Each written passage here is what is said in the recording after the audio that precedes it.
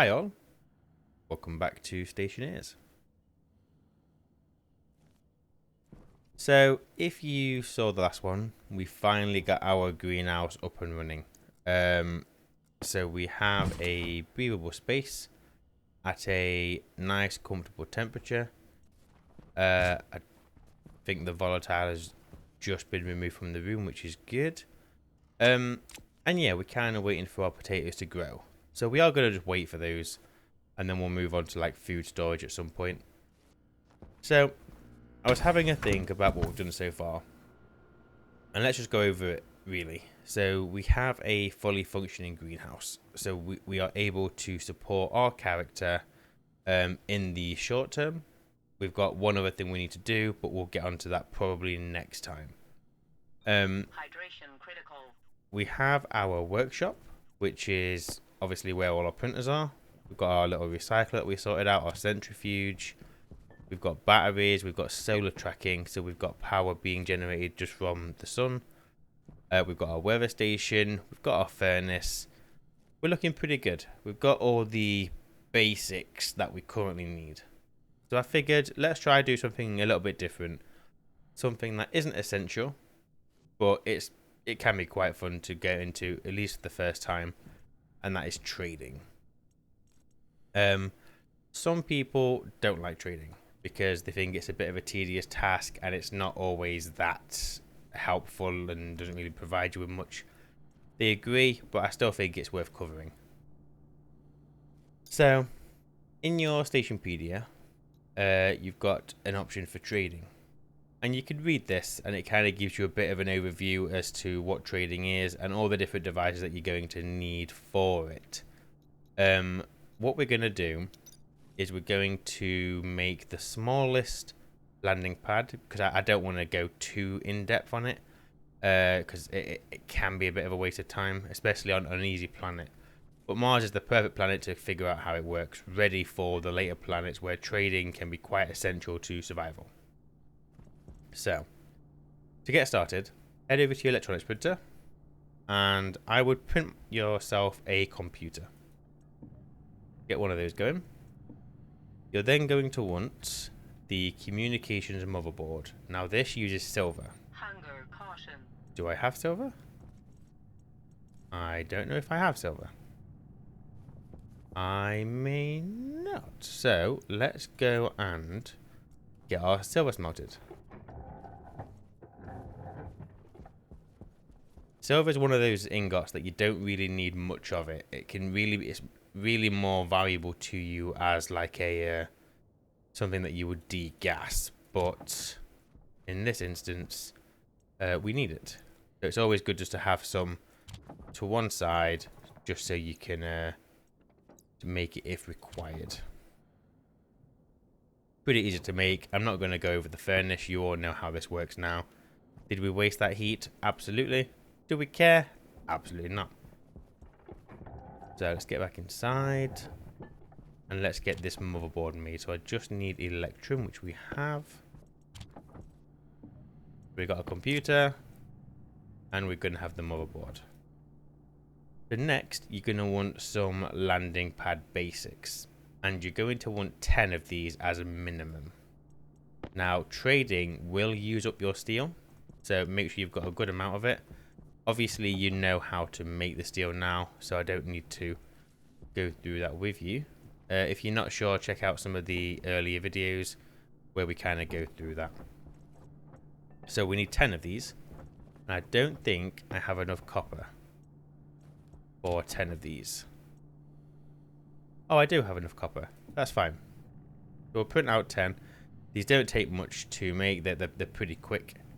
We're still going to have to do a little bit of waiting for it though.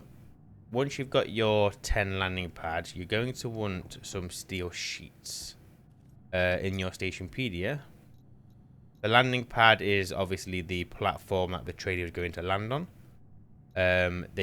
You have to make them in either a 3x3, 5x5, a 7x7, or a 9x9. My understanding is you used to have to make a 6x6 for some traders, but you can't actually make the centerpiece anymore, so I don't think that's a thing anymore. So you are always going to go for a odd by odd size landing pad. We're doing the smallest one because we can. In theory, you could make the biggest one, and that would accommodate all traders. But we'll go through that a little bit more shortly. While I'm waiting for this, let's get some steel sheets made. We're going to need a fair few of these. So you just do you. There we go. So we have our 10 landing pads. Now, again, we're making a 3x3, which is 9, but you do need 10. And we'll go through that. We'll go through why with you shortly. And then we're going to go for a dish. Now, I'm going to go for the small dish because it's cheaper and I'm just showing you the concept. But I would recommend using the medium. You know what? Screw it. No, we'll do the medium one. Why the hell not? Let's not half-heart it, shall we? I have my solder. There's my dish. The difference between the dishes is the amount of power that they will use and they will transfer. Again, we'll go through it in detail. If you can make the medium one, go for it. My honest opinion would be do not go for the large. Unless you specifically need it, it is a waste of time, a waste of resource, and a waste of power. I'm sure most people will agree. Right. Once we've done you, let's get ourselves some frames. Because we need to place the landing pad on something. I don't think I have any frames. I do not. You can save yourself some resources, and I'll show you how in a second. I'm not going to do it because I think it can look a little bit funky. But yeah, I'll cover that in a second. But I'm going to go for 10 frames. Why 10? Because I can.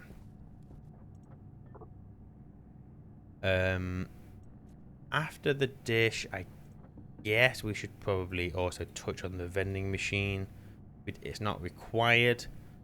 I may not be able to. I've not got enough electrum. No, I don't have enough. That's fine. It's not needed. It's a nice to have as opposed to a requirement. So let's not waste our time. And there's 10. I may have forgotten other bits that we need, but we'll go back in if needed. So, your trading is going to require access to power, so bear that in mind whenever you're placing it. Now, we've got our main power line there, and we're going to want to connect to the output of the batteries, which is this cable. So I guess I'm going to put it over here. So using my frames, I'm going to just do a 3x3. And then we're going to just do one off to the side. Now I need to clear some of that terrain. A, because it doesn't look great. B, it can cause issues with the traders. So give yourself plenty of space. You've got your frames, all good. Now you don't need to weld these. You just need to have a frame placed so you can place the landing pads. Now if you wanted to save the material, you could place the landing pad and then you can remove the frame. So I could do that and that will work. That'll be absolutely fine. That's one way of saving your resources. I'm not going to do it because realistically steel is quite easy to get, so I'm not too concerned. Let me take up this landing pad. So as you're scrolling through, there's a few different variants. You've got the landing pad sensor, which has got these circles and then some arrows pointing into it. You have the landing pad data and power, and then you have multiple variants just more for pattern than anything. So you've got the blank, the diagonal, the cross, and the straight. Doesn't matter which ones of these you use, they're all going to work exactly the same. It's just more for looks. So what I'm going to do is I'm going to just place some blanks. Again, doesn't matter. And I'm going to put those all around the outside. In the middle, you need the landing pad center. Now, you need to be very careful of the orientation of this. Those arrows indicate the direction the trader is going to land. So if I place it this way, it means that the trader is going to come from that direction over here. If I had that the other way, so that the arrows were coming in from this direction, there is a chance the trader can run into my base. And if that happens, it will explode and it can cause damage to your base. To make sure that when you're placing this centerpiece, that you have the arrows coming in away from your base, so the trader's going to come in from this angle, land, and then when he takes off, it'll rotate and it'll go that way. The 10th piece, you need to connect the data and power. Rotate it so it goes yellow. There are 3 sides to it that have to be connected to the landing pad, and then you've got a data and power connection. I'm going to do it that way just because we could save a bit of cable, and that goes like that. Grab your steel sheets and weld up your landing pad. I would recommend getting a battery in your welder.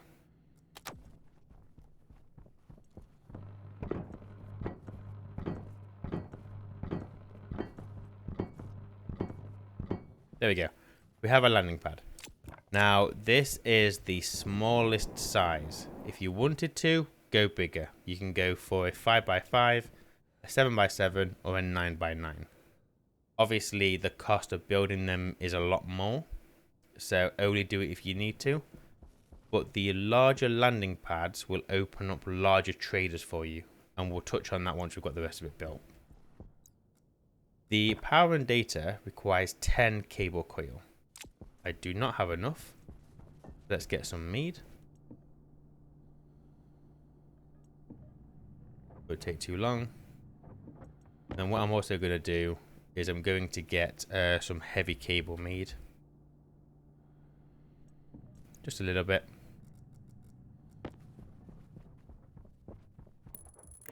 There we go. So our landing pad is complete. We have everything that we need to kind of, well, we almost have everything we need. A, we need to get power. B, we need a way of communicating with the traders. So let me just get, I might have to go out mining for some copper in all honesty. But let's see how far this gets us.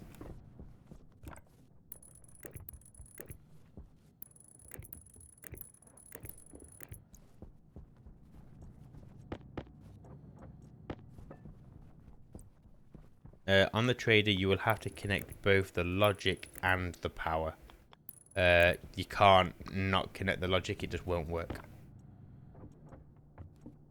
Oops. Turn you off. Uh-oh. There we go. The next thing you're going to want is your computer. So get that put up somewhere. I'm just going to stick it here. The computer needs to be on the same logic network as the trader. Just bear that in mind.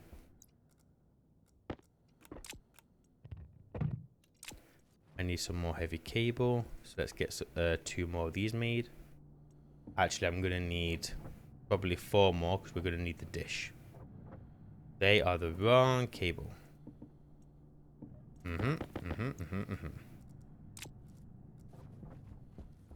While I'm waiting, put your communications motherboard inside your PC.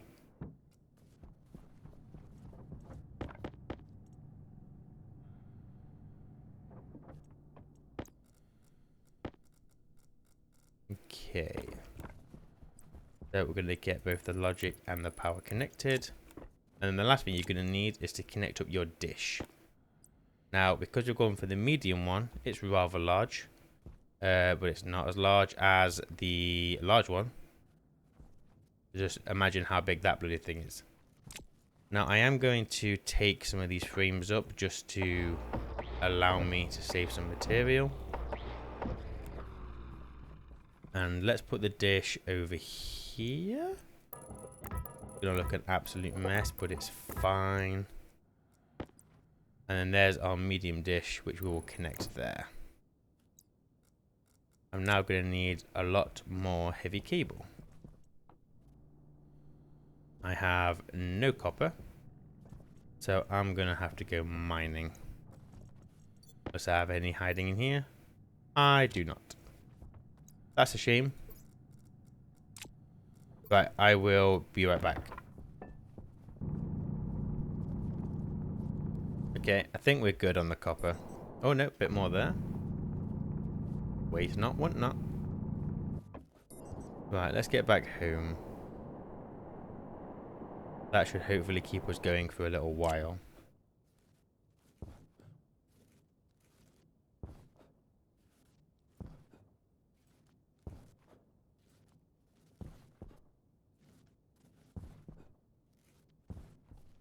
Right, have we got any heat left in here? We do not.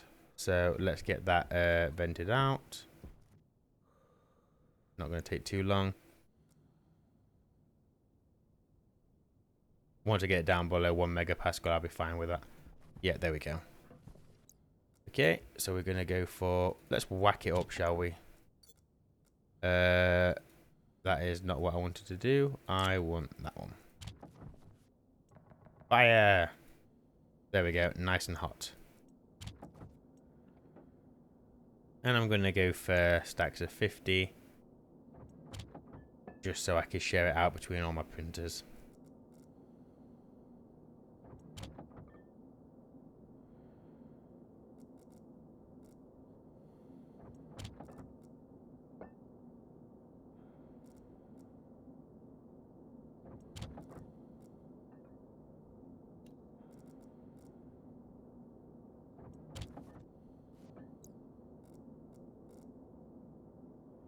Power low.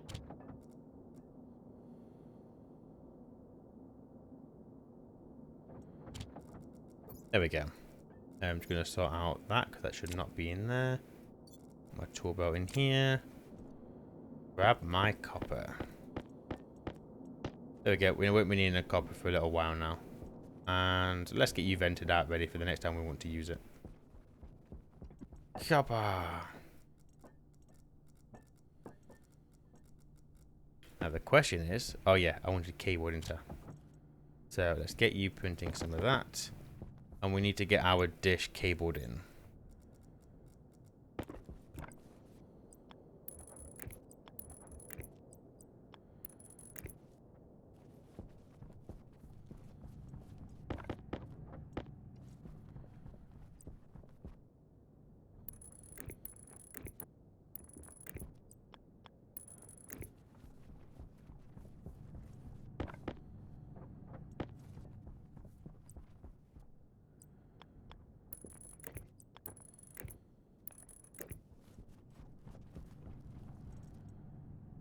I'm just going to get rid of the 0.5. There we go. All good, all good, all good. Okay. And just because I don't like the fact that that's hidden, I'm just going to dig that up just so I can see the cable a bit more clearly. You don't have to do that. I just want to do that. To get the dish, just get your welder out, get some steel sheets, and then you need a wrench to finish the construction. And we need finally a plastic sheet, which I do have. There we go. That is your medium dish. And you have everything you need for trading. This is it. So we have the landing pad, which is going to be used to house the trader. We have the computer that is going to communicate with the trader. And the dish that's going to be used to kind of point to the trader and allow us to communicate via the computer. So the medium dish, basically how trading works is turn your computer on, turn your dish on, and you will see that on this list you will get traders. Now the size of the trader is displayed here, so we can see that that trader requires a 3x3. This loading bar is us currently communicating with the trader, so you can see there that that's about to fill up, and the amount of, well, basically how accurate you have your dish to the trader is indicated here. The lower this number, the better the connection you have. Now, if you have your dish close enough, you can click on this little symbol here, and you will be able to interrogate them. Now, at the moment, you can see here, you got the information that it needs 30 watts for 30 seconds. Currently, with where we have the dish, we're only providing 5 watts. We don't have enough power. So on the medium dish, what you can do is you can increase the amount of power you're going to give it. The more power you give it, the more chance you've got of being able to interrogate it. If I wanted to, I could whack this up loads. And we can see now I can interrogate. Now, we are going to use a lot of power for that because we haven't been very accurate with the dish. So what you need to do, keep an eye on how far away you are from it. So remember 107. And adjust the two knobs, the middle one on the right one. If you hold C, you can do small increments. So I'm going to turn it by about 5 degrees. My light has run out of power, so let me quickly sort that. There we go. And you'll now see that we are now 30 degrees away. So by just adjusting it by 5 degrees, we are now much closer. And now we can see that a lot more power is hitting the trader.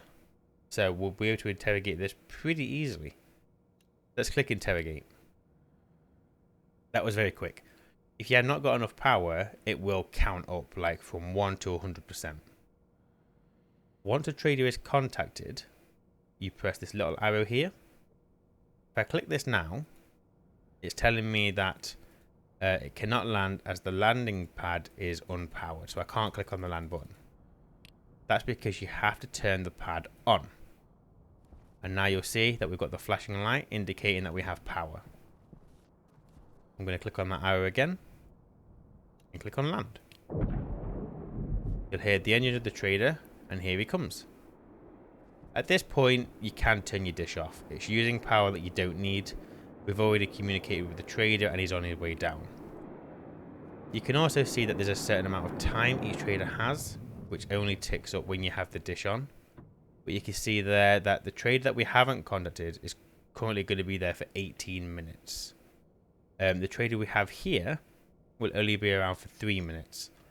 But if they are on your landing pad, they will stay indefinitely until you tell them to fuck off.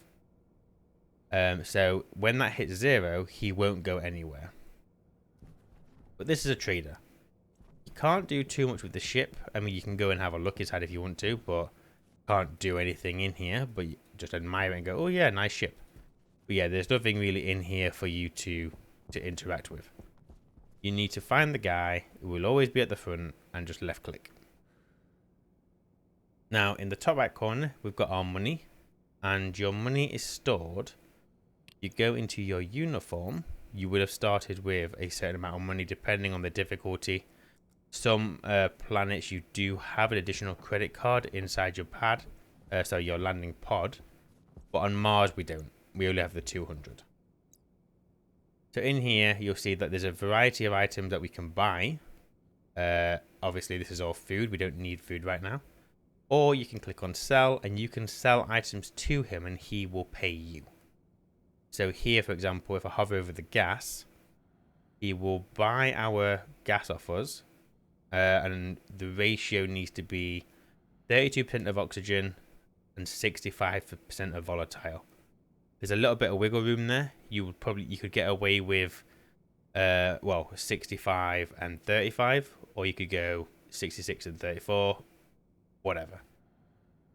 If you were going to sell something, you use the plus symbol or the minus symbol, and that will change this, or you could type in here. I don't have any to sell, so obviously I can't type any numbers in here. If I did have something, put the amount in that I want to sell, up to the maximum that he wants, and then you will just click on sell.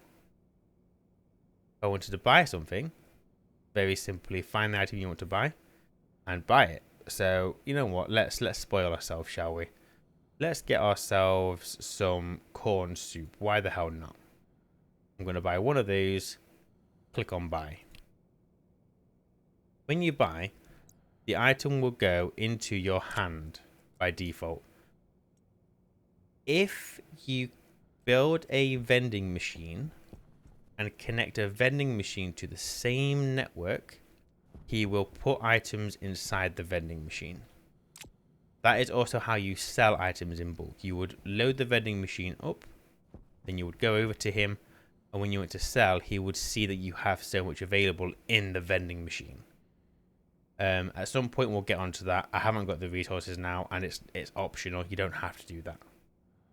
If I had a potato in my hand, I could very easily click on one, click sell, and make myself some money.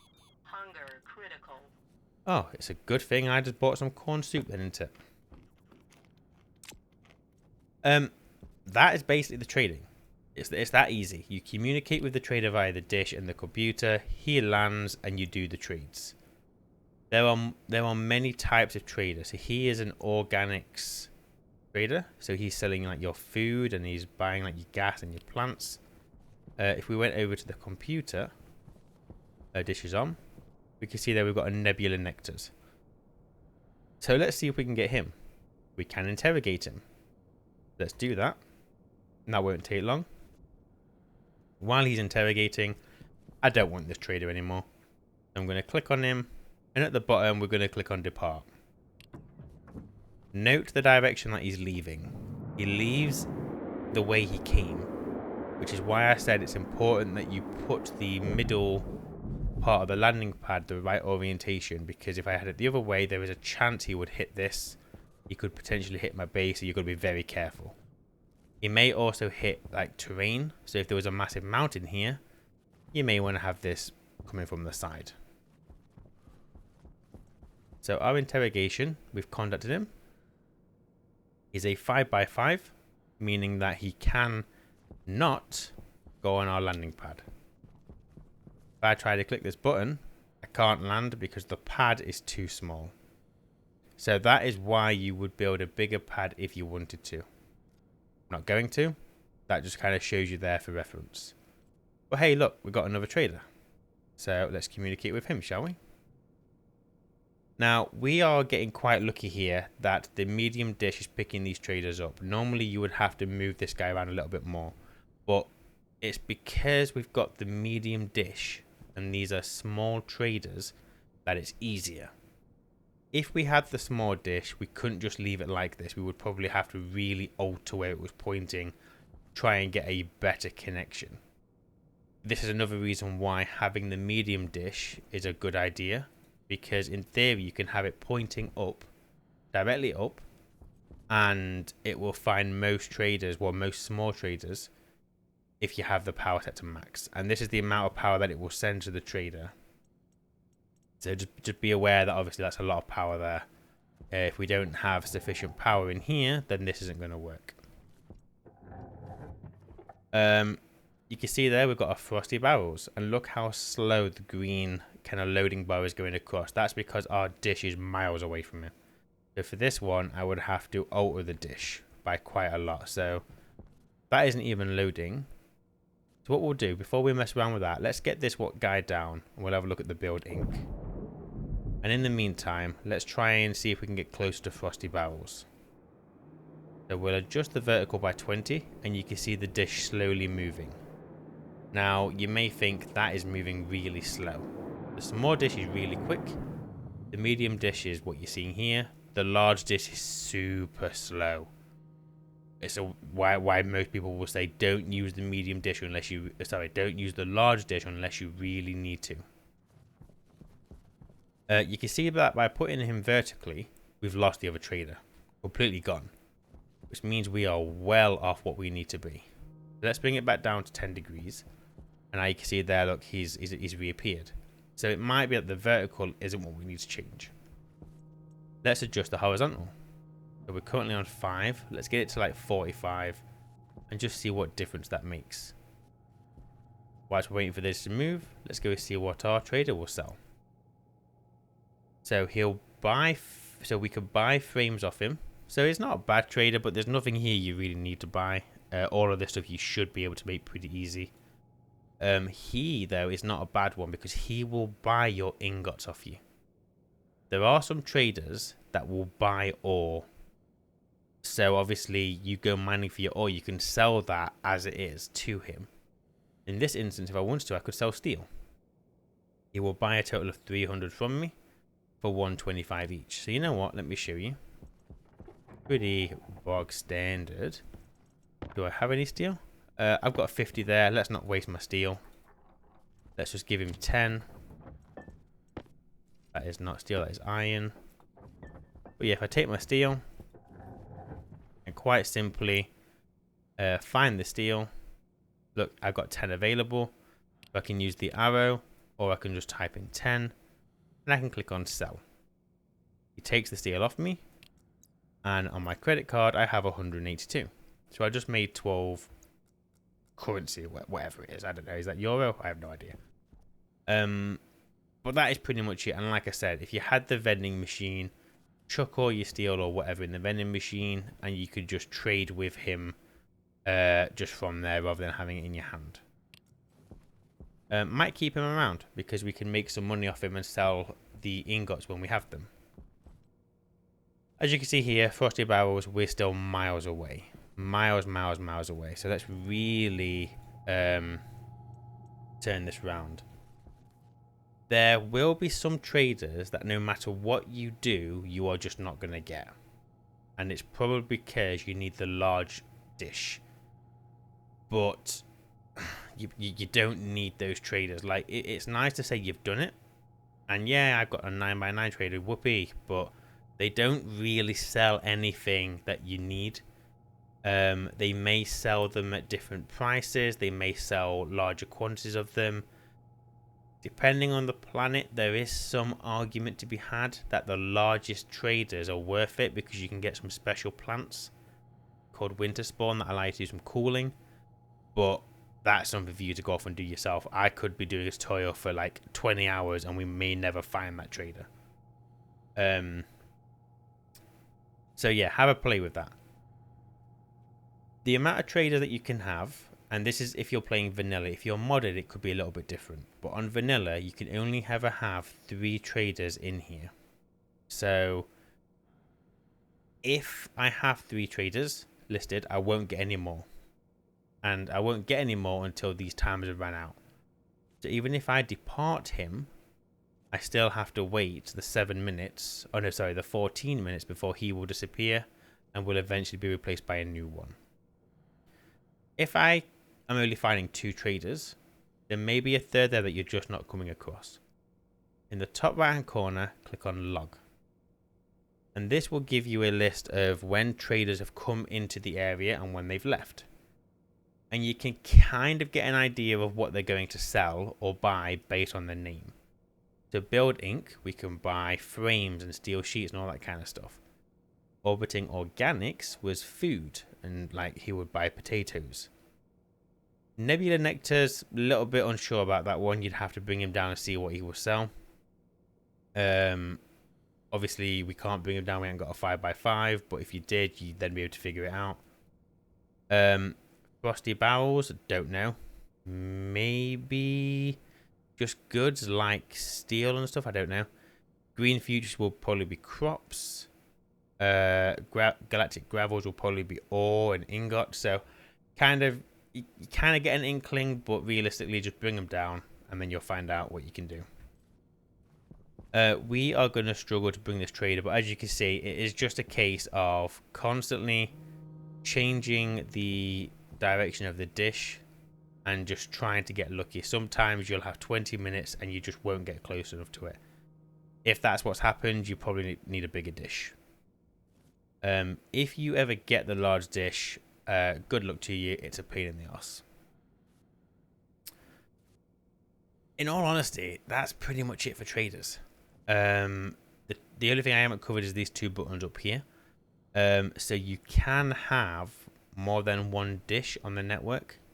So what some people do is, because the medium dish is quicker than the large dish, you try and find the trader with the medium, and when you've roughly got it where you need it, but you're still not close enough, you then set the large to be in that exact same direction.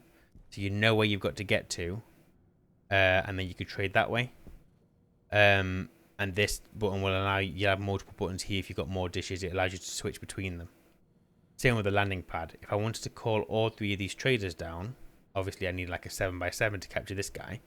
But you can flick between, okay, I want the small trader to come on my 3x3. You could click on your 5x5 landing pad and bring down the 5x5. Click on your 7x7 and bring down the 6x6. But I'm not going into it that deep. Like, just one landing pad is more than enough for you to get started with it. And in all honesty, on Mars, there is nothing the traders sell that you really need. If you're doing a brutal start or you're on one of the hot planets, what you absolutely probably want to do is sell ore and ingots and then find a trader who will sell you water.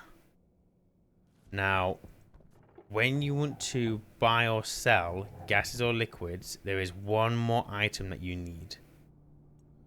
Go to your electronics printer and search for landing pad. And you've got the landing pad atmospherics. Click on this and just get one of these going. To build this, I believe you need a pump.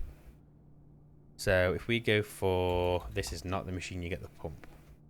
In your Stationpedia, search for landing and find the landing pad. So you've got a liquid output.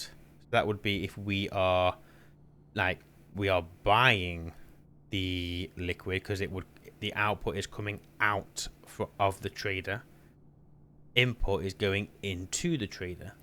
So if I was selling liquid, I would use the input. If I was buying liquid, I would use the output. There's also a gas storage, so there's a tank that you can put on the landing pad. And then you also have the gas, so you've got a gas output, so I'm buying gas. Or gas input, I am selling gas. If we do this and we get the liquid output, let's put it doesn't really matter too much, let's put it over here and place it there. You'll see you've got a little connection there, and to get this guy made, I'm pretty sure we need a liquid volume pump. We do. Let's quickly go and do that in the right printer. Pump. Iron, gold, and copper. That is steel. I've got plenty of copper now. One of those. Just checking for the storm. I think we're good. We'll be getting a storm at some point soon, I'm sure. But yeah, with the pump, just connect it and there you go. And the idea here would be you connect a pipe. When you trade the guy for like the liquids or whatever it is he's selling, it will hold inside the landing pad, because the landing pad itself is almost like, look at it as a tank, and then you use this device to pump it out of the landing pad. So normally what I do is I would connect this to a tank, and then when I've done my trade, I'll turn this on, or I'll trade it on before I do the trade. Very, very important note. The landing pad is not insulated. So if you are buying gas or buying liquid, you need to have your pump, and you need to have your pump on. Because if you don't, this landing pad can blow up just like any tank does. So it's really important that you have this turned on. For the tutorial, we're not going to find a liquid trader and go through that, because in all honesty, we'd be here all day trying to do it. But yeah, just know that if you want to trade gas and liquid, you need the relevant pump for it. And the power for this comes from the landing pad. So anything you connect to it, be it the gas, be it the liquid pumps, they're all powered from the pad, which is getting power from this guy here. This button here apparently departs him. I didn't know that. But there you go. You can depart the trader by pressing that button. I just learned something new. I assume I can't bring him down with that button. No. So that is just a get rid of him, don't want him anymore. Job done. And just remember, whenever you're not using it, turn it off, because it's going to use power which you don't need. Just be mindful that nothing in here will update if your dish is not on.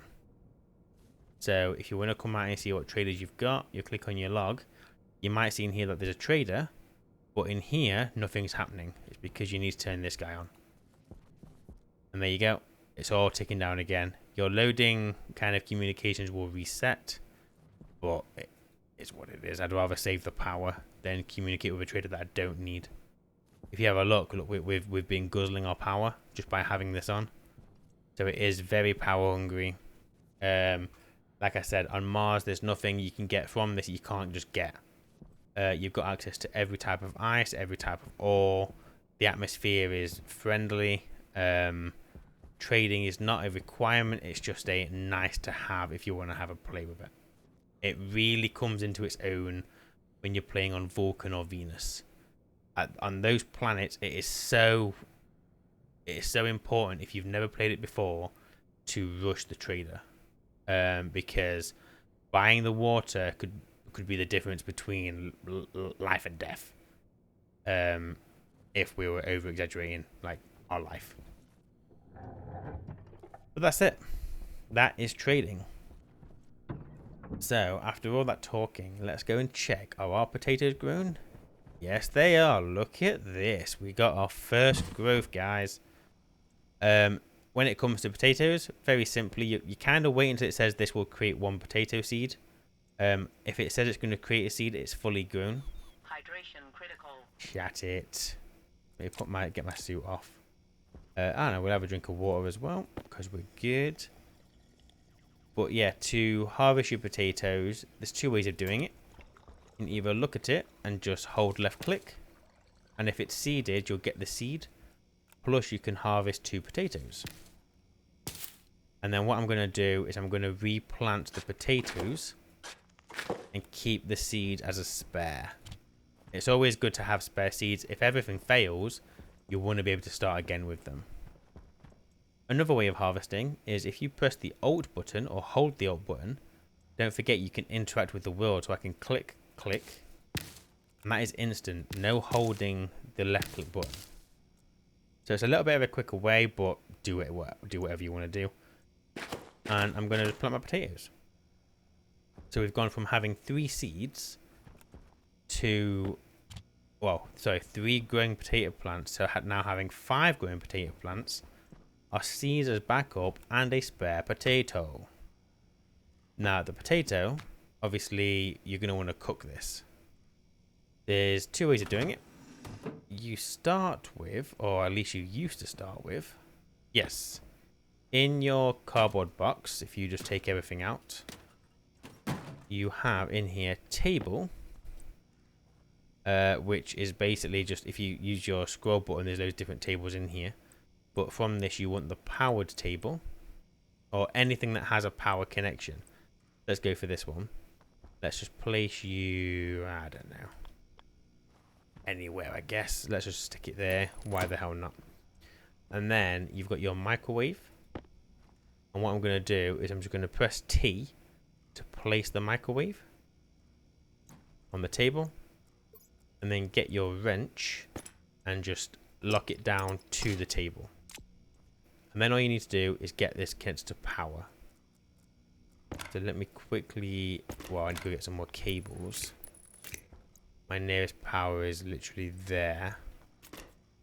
Do I have enough cable here to do what I'll need to do? Probably not. Remember, I've just disconnected that, which means my grow light has now restarted. Not the end of the world. I'll be fine. But just bear that in mind. If you are making changes, you are going to interrupt your timer that you set up. And when we connect this up to the network, it's going to also do the same thing. Let me go get some more cables after putting my suit on. Power low.